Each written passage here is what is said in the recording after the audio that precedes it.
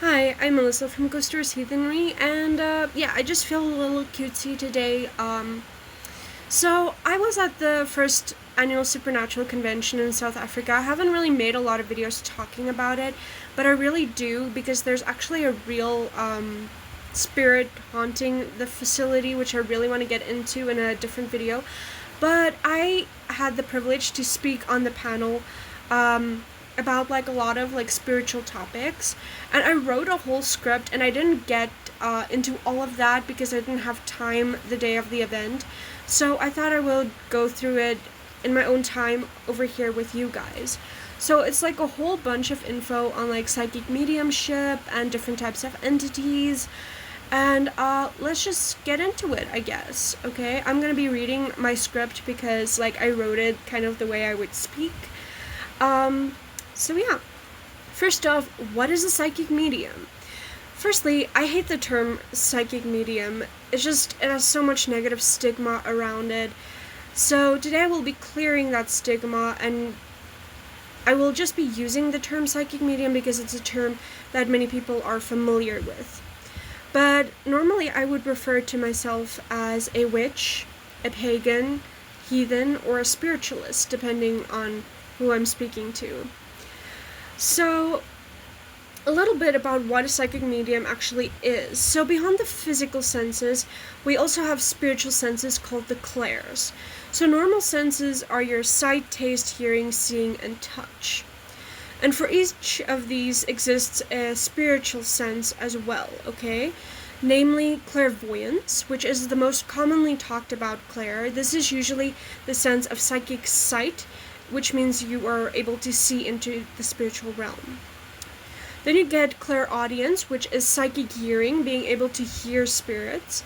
Then you get clairagency, the ability to have like psychic touch, so you can feel spirits energetically. Similarly to this, there's also clairsentience, which is the ability to physically feel spirits. You also get clairsalience, which is psychic smelling. I smell my my deceased grandmother's perfume a lot, for example. Then you get clairgustance, which is psychic tasting, kind of like phantom tastes. Now, I do want to like preface here, that's not part of the script, but if you have like anything like that, like phantom tastes and phantom smells, do consult a doctor as well to make sure you're physically okay, because some of those are like signs of a seizure and like a stroke. Just make sure your health is good, okay? You know, mundane before magic. Okay, so besides that, we also have a few that are connected to more esoteric things. So these clairs are namely claircognizance, which is clair-knowing. You just know something with no explanation, like dates, names, numbers, things like that. And this is usually accompanied by some or more of the previously mentioned clairs. Then you get clairintelligence, which is clair-thinking, being able to recall information that you've never learned, or even other languages. So this happens to me a lot. Since I worked with Hecate, I just have like a lot of random knowledge about poisonous plants. Just a little weird tidbit here. Then you get clairempathy. So last but not least, this is the feeling of emotions and sensations that is not your own. It's usually emotions. You'll be able to sense, and it's not just like spirits, but also other people, you'll be able to feel their emotions. So most people are born with some of these, at least. We're all technically spiritual beings, and we all have the ability to be psychics, so to speak. And that is also why children are more prone to seeing spirits, and like the older we get, just the more out of touch we get with this type of thing. We get polluted by all of the things, that happens in life. So, yeah, psychic abilities are also directly connected to your pineal gland, which is situated right here. And this gland can also become calcified the older you get. And there's also some things that calcifies it, like trauma, certain things that you can eat, like fluoride in your toothpaste can calcify your pineal gland. There is also ways to like decalcify it. That's usually things like meditation or like getting in touch with nature, grounding, things like that. And yeah, if you guys are wondering, I do have all of the clairs that I talked about. I am very in touch with my psychic abilities. And this also leads me into my next topic, which is what is it like to be a psychic medium? For the most part, it's just really awkward, okay? Like, as a kid, you're being told you have an overactive imagination, and you never really fit in anywhere, so it can be very lonely and isolating.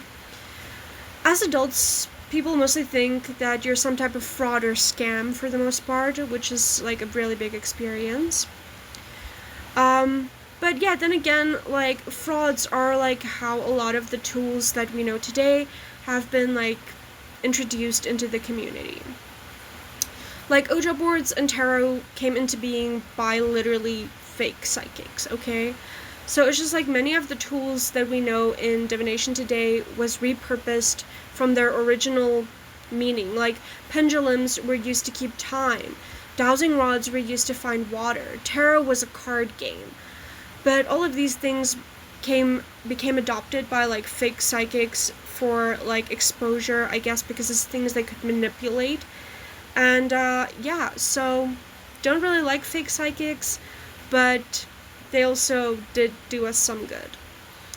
My first ever experiences with the paranormal that I can recall was seeing shadow figures when I was a kid. This happened all the time, and I have a lot of accounts where this happened. It usually happened at nighttime, especially, and like while I was sleeping, sometimes I would feel something like grab my leg. That happened like so much. And then growing up, not knowing anything about the paranormal, this can be incredibly frightening. But like, I'm not religious anymore, and like, I'm on my deconstruction journey. I've like deconstructed completely. And it's a difficult journey. You lose a lot of people. You get to deal with so much hate and backlash from so many people. I get called a Satanist on the daily. I'm not a Satanist at all, in the freaking least, okay? But yeah, growing up, I grew up Christian, okay, so it was just like, I didn't find comfort in the religion, and at a very young age, I just started asking questions, like, yeah, there were no answers for them. I asked too many questions. For example, why does God allow bad things to happen? And it just ended up being a rabbit hole, okay, of things. So, like, I have some backstory on that. Like, so I had a brother. I actually had two brothers. Both passed away due to their disabilities. So my first brother, his name was Vian. I was only 6 years old when he was born. He had infantile Batten disease, the aggressive infantile Batten disease, which is basically, in layman's terms, the disability eats away at the brain matter of the brain. So he basically couldn't do anything. He had tubal feeding, he was bedridden, he was blind, he couldn't eat, he couldn't play, he couldn't sit, couldn't do anything for himself. So he passed away at the age of 5 years and 10 months, and the doctor only gave him 3 years to live. I remember sitting in the doctor's office at 6 years old, asking the doctor, is my brother going to die? A year before he passed away, my other brother was born, and due to doctor neglect, he ended up having severe cerebral palsy. It's not as bad as my other brother. Seizure-wise, my other brother had, like, grand mal seizures, whereas my other brother, Marku now, he didn't have, like, that bad seizures. He passed away at the age of 10. He was almost 11. He passed away in 2021. My other brother, Vian, passed away in 2012. So yeah, that's like a really big thing. I couldn't see how a loving God could make kids suffer at such a young age. It's just, it doesn't make any sense to me, okay? So I'm gonna like put this in a part 2 because we're running out of time.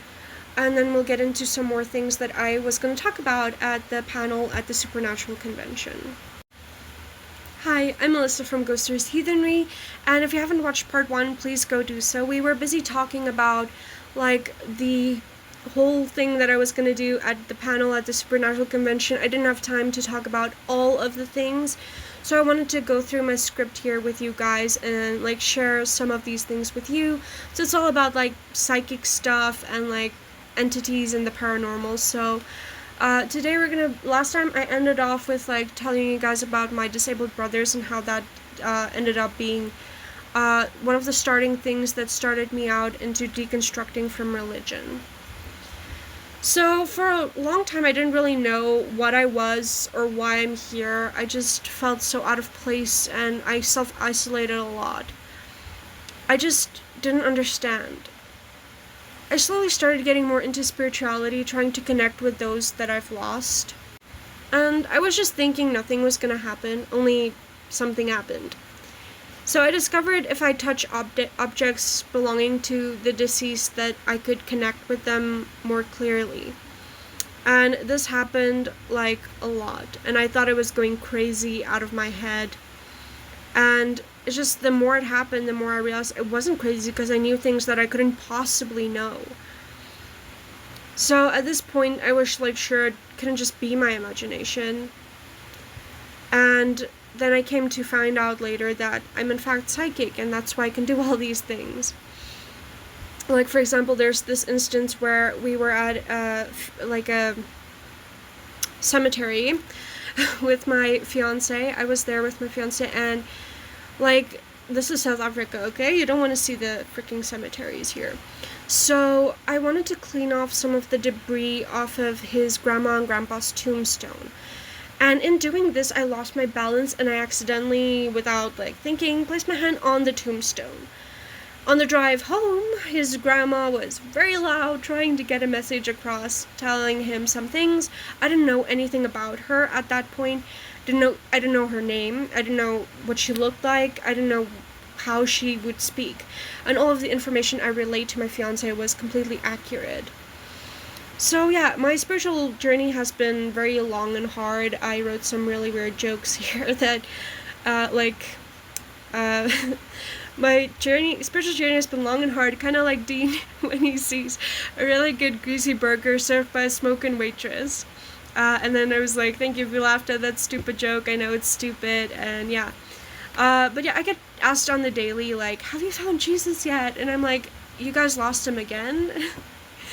So yeah, just some like humor things. I mean, after the whole thing about my brothers, I had to add some humor in here.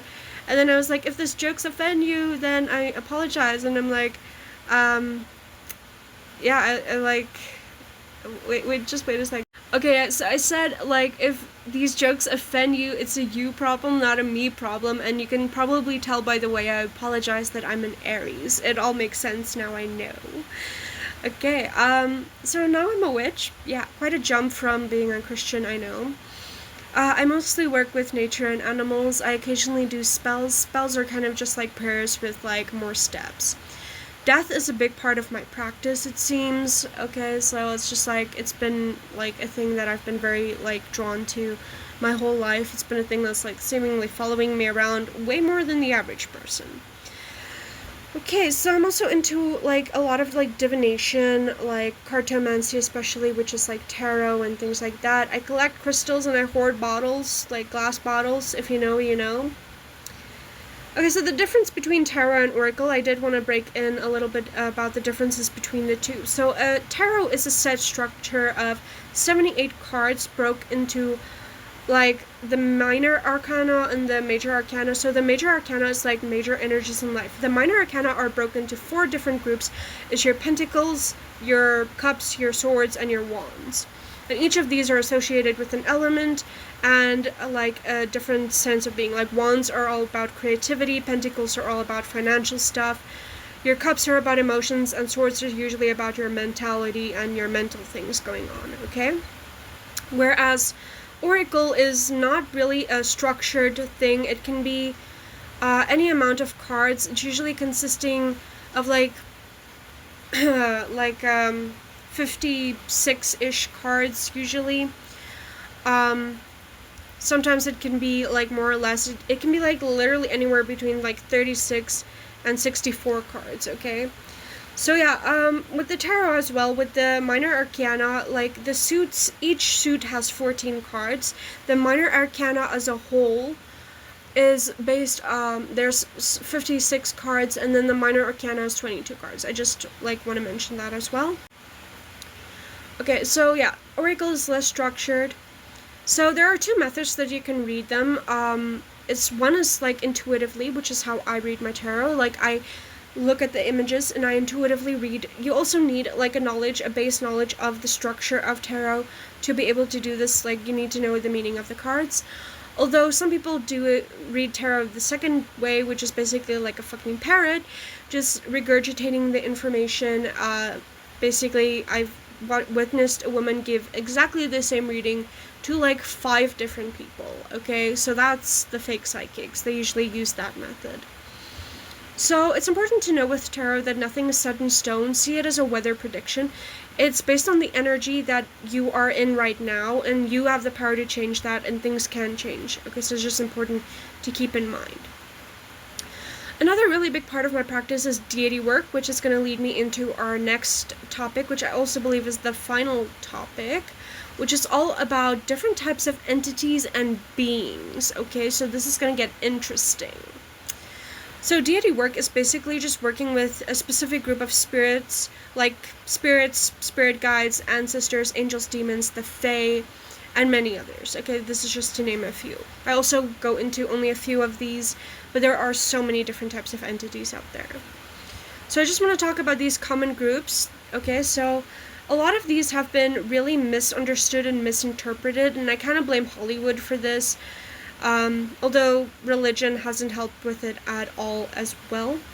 So firstly, we're going to talk about normal spirits, also known as ghosts. These are souls of the departed. They are a lot like us, and you get good ones, you get bad ones. They interact kind of like how we do. And then you get your ancestors, which is the forefathers of, your descendants. They're basically also mostly human entities. And you seek them out for guidance for the most part. Then you get spirit guides. So these are mostly the souls of your departed loved ones, but they can also be other entities such as angels or demons. And they're usually here for guidance, and they can have you can also have a mix of different types of spirit guides as well. So yeah, they usually manifest as that little voice inside your head telling you to slow down on a busy road. So now I'm going to get into the real discussion of angels and demons. So we're going to go to part 3 for that, because that is a hefty one. And then I also want to talk about the fae briefly at the end of that, okay? Because the fae I want to address the fae lastly, because people get confused between the fae and also some of the other groups it'll make sense, okay? Just follow along for that. Because it's not going to make sense unless I fully got into the angels and demons thing. That's why the fae gets to go last, okay? So pop in for part 3, okay? That should be the last part. Should be able to cover this in one more part.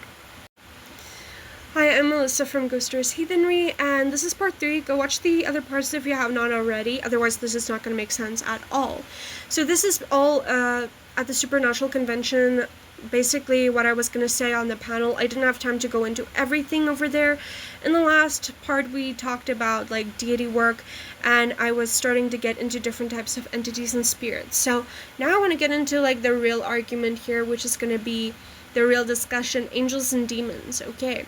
These are probably the most misunderstood, misinterpreted beings I've ever encountered. So let's start with angels, so that I don't immediately spook you, although this might. I don't know. Okay, so angels. They are not fluffy-winged little beings of love and light. They are in fact scary sons of a bitches that'll sooner start a war than be your bestie, okay? They are not to be messed with. Archangel Michael in particular, okay? Don't mess with him. Angels are also known for war and discourse, even chaos. They are beings of chaos. If you really want to hex or curse someone, enlist the services of an angel, but you'll probably regret it since they have a tendency to take things too far. They don't do good. They don't have a good grasp of human emotions and things like that, okay? They don't understand boundaries, and if you work with them, your life will probably fall into some sense of disrepair, okay? So now granted, there are a few mellow angels, but for the most part and for personal experience, they are very intense. Not to mention that they're probably some of the most horrifying creatures I've ever seen. If you look up biblically accurate angels, just go take a look at that. It's just scary, okay? Not all of them look like that. Some look angelic, but yeah, they don't really look like how they were depicted in media. So my advice is to just be cautious when working with these entities, to always do your research. It's very important. Make sure what you're getting yourself into. And like, when they said in Supernatural that angels are dicks, they weren't kidding, okay? So now for the demons, also known as infernals.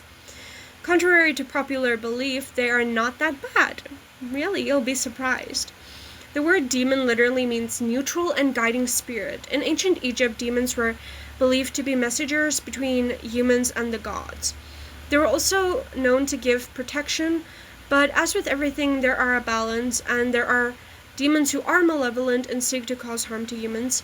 In general, most demons are very invested in humans and their spiritual growth.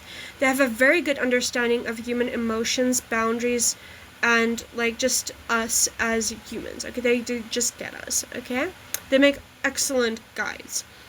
Again, I do suggest doing your research if you want to work with infernals, and always be respectful. No matter what entity you're working with, be respectful. The main cause of the misinterpretation of demons, I fear, is Christianity. I did make a separate video on how I talked about the false god, which also would make sense why angels are the beings of chaos that's presented as the good guys, and why demons are actually kind of the good guys and the guides who were supposed to help us, but being demonized, if that makes sense. But go watch that other video that I made. I'll put like on the thumbnail thing. It's like something to do with my views on like how God is like evil, or like Jesus and Lucifer is the same person, something like that. Okay, just go look on my page for that. It should have been posted before this series, so just go take a look. Okay. So demons teach spiritual evolution, and Christianity first was created to enslave people and basically gaslight and manipulate them through fear. Christianity came into being as a result of colonization. The pure purpose was to stop people from thinking for themselves, to overtake their land, and to keep them submissive, which is why the Bible consists of so much fear-mongering beliefs like hell, demons, and the devil, none of which was accurately described in the Bible. Thankfully, Christianity itself has evolved a bit since then, but some of these demonizations still stand to this day. And also, that's where Hollywood got their bright ideas from, and then they also are responsible for, just keeping the ball rolling. Okay, so, I can honestly talk about Infernals forever, so definitely be sure to follow me on, like, Ghosters Heathenry. I'm on the Tube, the Tube platform as well, okay? But definitely follow me if you are interested in more of this type of stuff. I also have an Insta, okay? And then also I occasionally post some cool stuff over there, okay? So yeah. I also have a group on the face channel thing, okay? The other one. And I post things about my readings on there, okay? But you can also find that in the pinned thing on my page. So lastly, I'm going to talk about the Fae, so I'm just going to quickly, ram through this. So the phrase Fae is an umbrella term for entities such as banshees, mermaids, fairies, pixies, gnomes, dwarves, elves, etc. Okay? Now, this category includes some very nasty beings such as skinwalkers, mimics, wendigos, and other shape-shifting creatures. I think these are what people normally mistake as demons. The Fae mostly hate humans, and they work on a completely different moral system than we do. For example, thank you is an insult to them. They are very transactional beings, and they are very well known to enjoy things like blood and kidnapping humans, especially children, and taking them to their realm. So also, never accept a gift from the Fae, and if you give something to the Fae, be very cautious. Like I said, they're very transactional. If you accept something from them, you're gonna owe them a favor. You don't get to choose when to cash that in. They cause havoc in homes, causing disturbances usually related to the elements. Often things will go missing, especially shiny things like jewelry. Many of these infestations resemble poltergeist-like activity. Sorry, I'm getting really tongue-tied. They can drain your life force or energy. Most Fae are not to be messed with. Although are some faith that are more approachable, but like in all things, there's a balance. Still wouldn't recommend it though. Be very careful when approaching the faith and always do your research. So I think that just about covers everything that everyone is usually curious about. So please keep in mind, I'm not a professional in any of this. I'm not claiming to know what all these are. Just I'm always in the process of learning. These are just my own beliefs and my experiences, my own research. And you absolutely do not have to agree with me on any of this. If you disagree, just see this as entertainment. And but I just really do hope that everyone can take something away from today's discussion, and even if that is just to be more open-minded. So yeah, my beliefs are ever evolving. You'll see that if you take a look on my page and my platforms. So yeah, I also hosted a giveaway on of a reading. So if you guys want me to do more giveaways like that, just let me know. And if you have any questions, please feel free to ask. I'll do like a whole Q&A video, because at the convention we did a Q&A, and I was going to do a Q&A after this full thing as well. So if you want me to do a Q&A, just pop it in the comment section, and I'll go through those in a video, okay? So that is like the whole thing I was going to talk about at the Supernatural Convention. This is my whole speech, my whole discussion, if you will. And I did go into some of this at the convention, but not all of it, and I just feel like there's some really good info in here, so I just really felt like I still wanted to share it. So yeah, hopefully you guys can take something away from this, and I hope you enjoyed it, and I will see you guys in the next video. Thanks so much for watching, and bye!